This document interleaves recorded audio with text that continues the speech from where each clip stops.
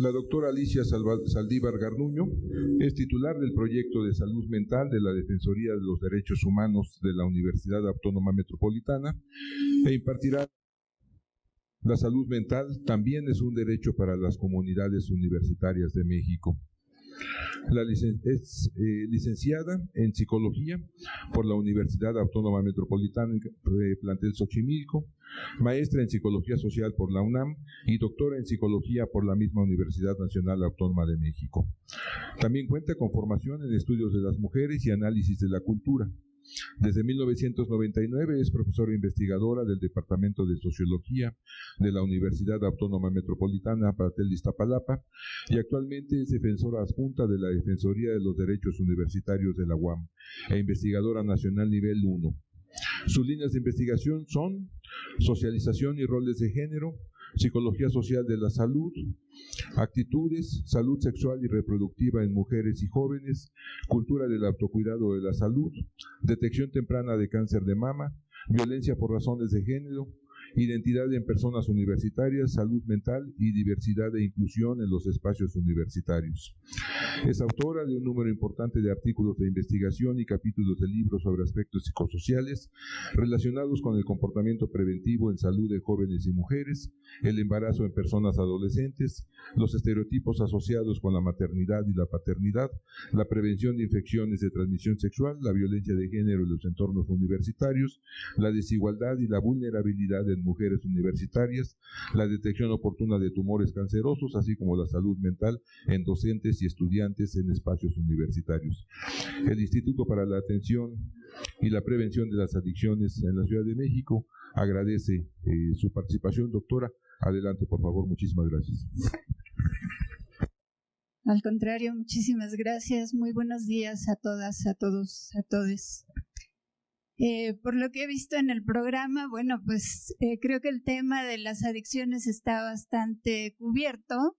Yo quisiera dar un pequeño giro hacia la cuestión de la salud mental, que no está para nada alejada de lo que se ha estado hablando en relación con las adicciones.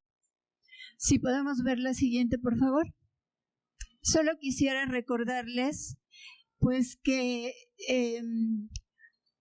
la manera como vamos a entender la salud mental tiene que ver un poco con lo que ha dicho el ponente anterior, que tiene pues este componente de constituirse como un derecho para todas las personas.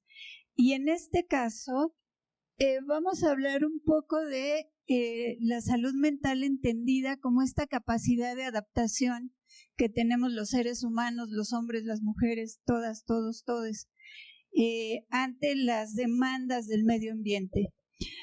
¿A qué nos referimos con eso? Pues a que todos los días tenemos que estar enfrentando distintas situaciones y estas situaciones nos van a generar alguna clase de reacción, incluso física, para poder hacerle frente a las cuestiones que se nos van presentando. Y yo me quiero referir el día de hoy en específico a los ambientes universitarios, que creo que no les son ajenos. Por supuesto que eso aplica también a otro tipo de poblaciones y el ponente anterior ya lo mencionaba, las jóvenes, los jóvenes, les jóvenes, pues son ahora una de estas poblaciones sobre las que estamos enfocando nuestra atención, pues por el tipo de problemáticas que estamos viendo que están enfrentando. En ese sentido, hay que considerar que los ambientes universitarios, son contextos que todo el tiempo están presentándole retos a estas personas que están en esos contextos. Y esos entornos eventualmente pueden contribuir a que se detonen algunas cuestiones de salud mental, a que se agraven o a que el manejo no sea sencillo. Una cosa que nos está ocurriendo ahora en las universidades, por ejemplo, es que después de levantado el confinamiento, estamos volviendo a las actividades presenciales y estamos dándonos cuenta de la cantidad de situaciones que ocurrieron durante el confinamiento y que ahora están también presentándose en las aulas o en los entornos universitarios. Y tenemos que tener alguna idea de qué podemos hacer en esos lugares y cómo eso se puede entender o no como un derecho mucho de este tipo de poblaciones. ¿Podemos ver la siguiente, por favor? Como les decía, bueno, las jóvenes, los jóvenes, les jóvenes afrontan cambios de todo tipo, están creciendo, el cuerpo está cambiando, la vida es diferente, ya no están tan protegidas, tan protegidos como cuando estaban quizás en la primaria o en la secundaria o en la preparatoria, y están teniendo cada vez nuevos, diferentes y mayores desafíos. Y entonces empezamos a detectar algunos factores de riesgo o algunas situaciones que se pueden convertir en riesgosas. Por ejemplo, para nadie es un secreto que hay algunas carreras que parecen tener mayor impacto en la salud mental de sus poblaciones. Piensen, por ejemplo, en estudiantes de medicina, que además de que tienen estas jornadas tan fuertes de guardias en hospitales o de trabajo escolar, pues también estamos viendo o es muy sabido, aunque no tan estudiado todavía, pues el alto nivel, por ejemplo, de consumo de sustancias que tienen para poder tolerar las largas jornadas, ¿no? Solo por mencionar alguna, pues. También tenemos el tema de la adaptación a las nuevas, a los nuevos entornos y a los nuevos retos. Las universidades, pues cada una piensa en cuál es la mejor manera de ofrecer la formación para sus estudiantes, y a veces pienso, por ejemplo, que áreas como las ingenierías o como las matemáticas están también ya como muy identificadas como carreras de demasiada exigencia, ¿no? Que a veces es real y a veces también forma parte como de esa idea que nos hemos formado en relación con algunas carreras. Por otro lado, también tenemos la presión académica, ¿no? En algunas ocasiones, ahora durante la pandemia, por ejemplo, pues una de las cuestiones a las que nos tuvimos que enfrentar fue el tratar de conciliar, el no bajar como el grado de exigencia o el nivel o la calidad de lo que queríamos obtener, pero también entendiendo que todas, que todos estábamos enfrentando distintas situaciones complejas en nuestras propias casas, ¿no? Pero también tenemos que identificar un conjunto de elementos protectores que ya se han mencionado aquí, pues como para hacer frente a ese tipo de situaciones. Vamos a ver la siguiente, por favor. Quisiera mostrarles algunos datos que tienen que ver con la salud mental de poblaciones universitarias. La siguiente, por favor.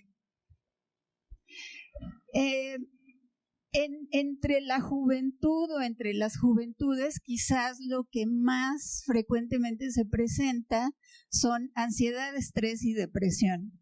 Y antes decíamos, bueno, se están haciendo guajes, ¿no? O esta generación de cristal que no aguanta nada. No, en realidad están viviendo un mundo muy diferente, un mundo que tiene muchas situaciones que tienen que enfrentar y que también a veces no les estamos dando las suficientes herramientas para hacerlo. Algunos de estos trastornos generan síntomas somáticos, es decir, que se ve en el cuerpo, ¿no? Entonces ustedes van a ver en ocasiones a personas en distintos ambientes con ataques de pánico, por ejemplo, con dificultad para respirar, o estas personas que están todo el tiempo inquietas, porque tienen muchísima ansiedad y no la pueden controlar. Por ahí hay un 18% que ya presenta disfunción social, es decir, que ya le cuesta trabajo insertarse en los espacios sociales y desenvolverse con una cierta naturalidad en esos espacios. Y lo más preocupante es que tenemos por ahí ya una proporción de 3.2%, más o menos en el 2020, de personas que están pensando en quitarse la vida. En la UAM Iztapalapa hicimos un ejercicio con esta información y encontramos que esa proporción de personas a las que les ha pasado en alguna ocasión la idea de quitarse la vida puede llegar hasta 17 o 18%, que ustedes dirán, bueno, no parecen tantas, pero sí son tantas. ¿Y qué pasa si las universidades tenemos información o tenemos en algún momento que enfrentar ese tipo de situaciones. Más adelante les voy a platicar una que recientemente nos ha tocado. Y la mayor prevalencia es la ansiedad. Ahí tienen una información que dice que 40.2% presenta ansiedad de estado, pero 44.3% presenta ansiedad rasgo. Hay una distinción ahí.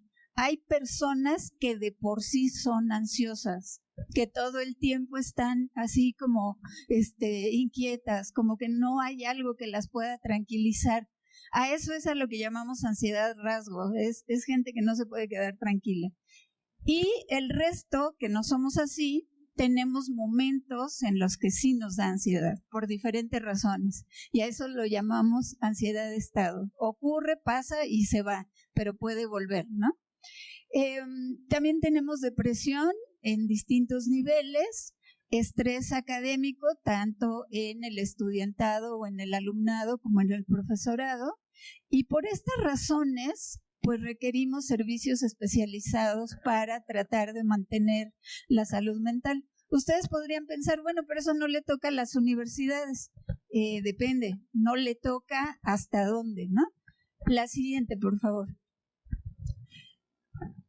En el marco de lo que nos han dicho ya, que son los derechos, en este caso quisiera referirme a los derechos universitarios como este conjunto de prerrogativas o beneficios que tenemos las personas por el solo hecho de pertenecer a una comunidad universitaria.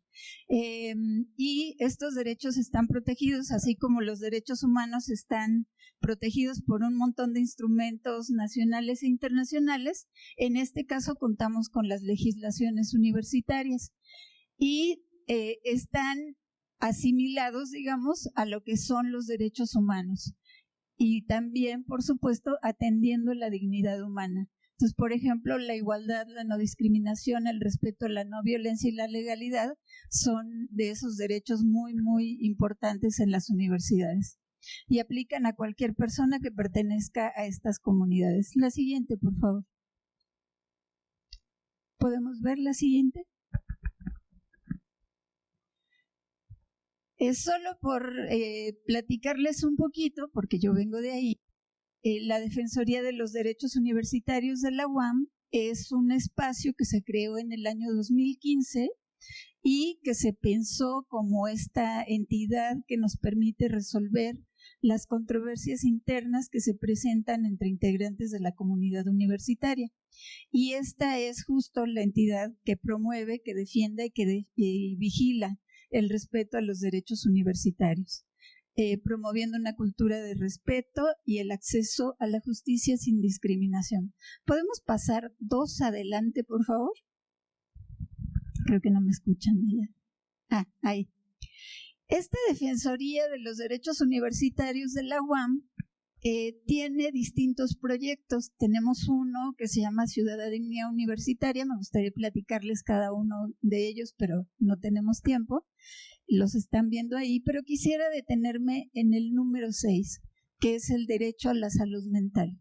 Este es un proyecto que desarrollamos desde el año pasado, pues un poco para promover también la cultura de la salud mental entre nuestra comunidad y tratar de ofrecer algunas herramientas y algunos elementos que podrían favorecer ese cuidado de la salud mental de nuestra comunidad. La siguiente, por favor.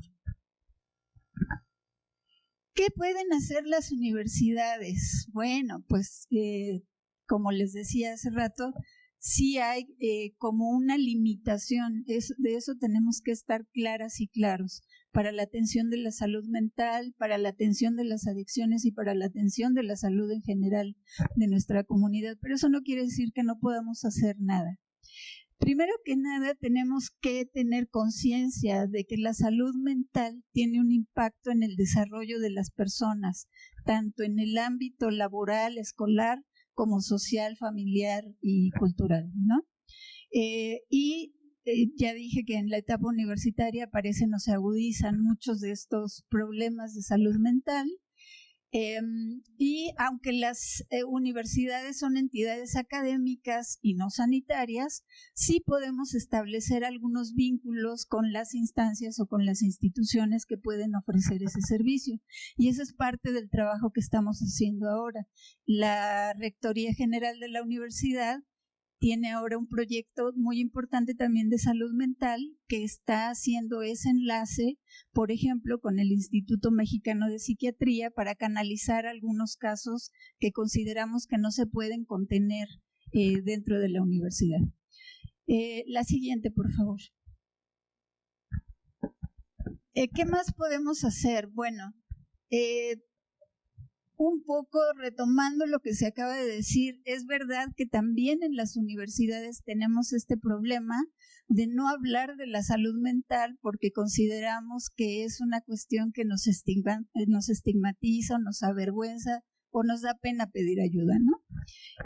Por los prejuicios que existen en torno a las personas que acuden a una terapia psicológica o a una consulta psiquiátrica, y poco a poco tenemos que empezar a revertir también como esas creencias y esas ideas erróneas a ese respecto.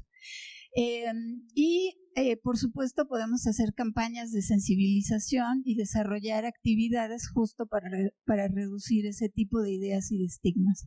La siguiente, por favor. ¿Qué podemos hacer? Ya se dijeron algunas ideas, pero específicamente para nosotros podemos desarrollar sistemas de detección temprana de casos críticos. En este momento, por ejemplo, estamos trabajando en el desarrollo de un manual de primeros auxilios psicológicos, que son esos que nos permiten al menos contener y tranquilizar a una persona cuando presenta una crisis y después darle alguna opción de atención. Y eso nos ayudaría al segundo punto, a ofrecer al personal académico y administrativo alguna información para que puedan identificar tempranamente los signos o los síntomas y puedan derivar a donde tenga que hacerse cualquiera de estos casos. Habría que hacer un monitoreo del rendimiento académico también. Ahora hay ocasiones que ya en los salones de clase también nos dicen, pues es que yo estoy en tratamiento por ansiedad o yo tengo depresión, etcétera, y también tenemos que tener pues una cierta flexibilidad en esas situaciones, ¿no? Porque a veces el tratar de exigir de la misma manera a todas las personas pues puede ser contraproducente. Y por supuesto desarrollar sistemas de apoyo. Ustedes están viendo del lado derecho algunas de las opciones que ya tenemos en la universidad para que se comuniquen las personas en caso de que consideren que necesitan alguna clase de apoyo o de orientación. La siguiente, por favor. También tenemos que empezar a generar entornos más amables y más saludables en todos los sentidos. Se habló de dormir bien, de comer bien, de hacer ejercicio, todo eso es muy importante, sí, por supuesto, pero también tenemos que empezar a generar ambientes más saludables, con un poquito más de empatía, por ejemplo, con un poco más de escucha atenta de lo que dice la otra persona, en vez de estar siempre como listes para reaccionar y para responder a una agresión, por ejemplo. Y también, bueno, pues podemos tener distintos sistemas para la atención o para la intervención, que pueden ser presenciales, híbridos, no presenciales. Ahora tenemos muchísimas modalidades. De hecho, algunas de las cosas que estamos recomendando en algunos casos específicos, pues tienen que ver, por ejemplo, con la utilización de aplicaciones de celular, ¿no? Para relajación o para recuperar el ritmo de la respiración o este tipo de cosas. La siguiente, por favor. ¿Qué más? Bueno, pues los círculos saludables que están ahí enunciados tienen que ver con fomentar distintos tipos de actividades y de acciones para tratar también de fortalecer los lazos entre los miembros de las comunidades. También buscaríamos desarrollar habilidades personales, ¿no? para que no siempre estemos dependiendo de otra persona para manejar nuestra propia ansiedad o nuestro propio estrés, por ejemplo. Y también, pues, tenemos que hacer algunos cambios en los programas y planes de estudios.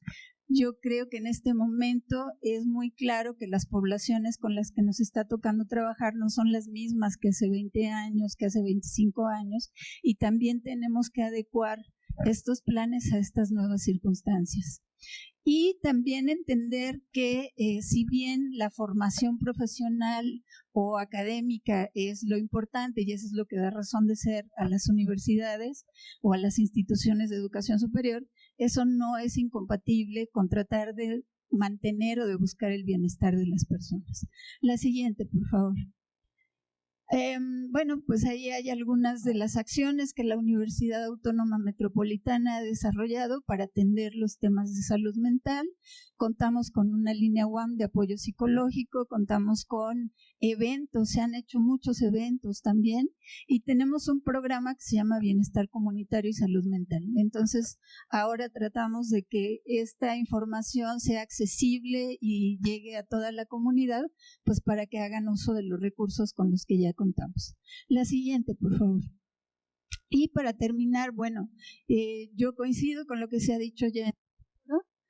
No puede haber salud en general sin salud mental. Tenemos que entendernos como seres integrales.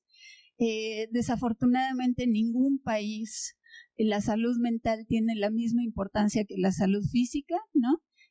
Por ahí leyendo un libro de primeros auxilios emocionales, dice que la salud mental no tiene esta importancia porque no se ve, ¿no?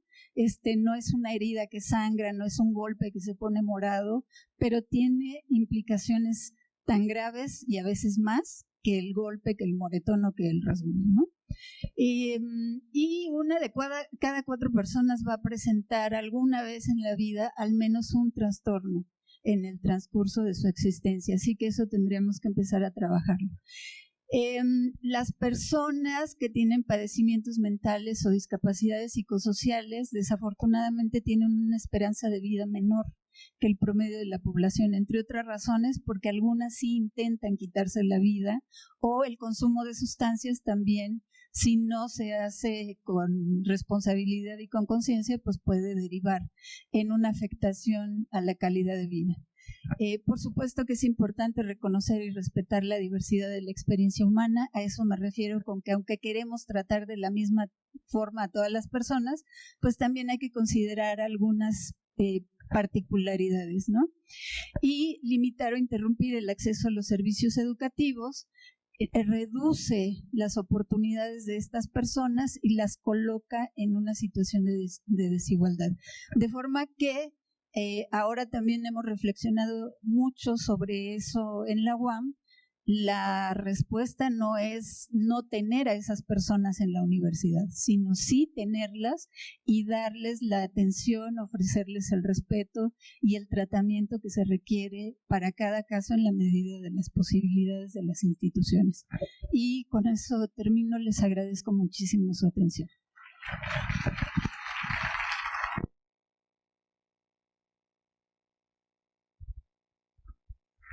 Muchísimas gracias, doctora. En este momento, el doctor Alcocer, director del IAPA, hace entrega del respectivo reconocimiento y agradecimiento por su participación, muy amable. Muchísimas gracias nuevamente.